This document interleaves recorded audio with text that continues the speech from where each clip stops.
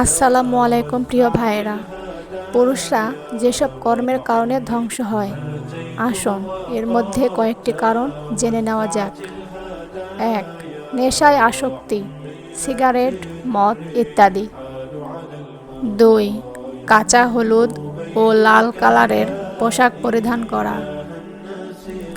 ৩. পুরুষ হয়েও স্বর্ণের তৈরি জিনিস ব্যবহার করা।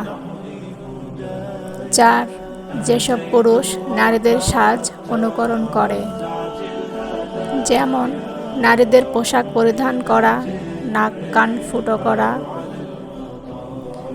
৫. সিল্কের পোশাক পরিধান করা। ৬. যেসব পুরুষ টাকনুর নিচে প্যান্ট পরিধান করে। ৭. ইচ্ছাকৃতভাবে জামাতে সালাত আদায় না করা, কেননা যে ইচ্ছাকৃতভাবে নামাজ ছাড়ল সে কাফেরের কাজ করল। ৮. দৃষ্টি সংযত না রাখা। ৯.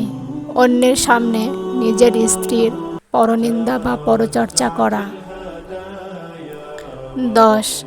বিভিন্ন ধরনের হারাম কাজে লিপ্ত হওয়া।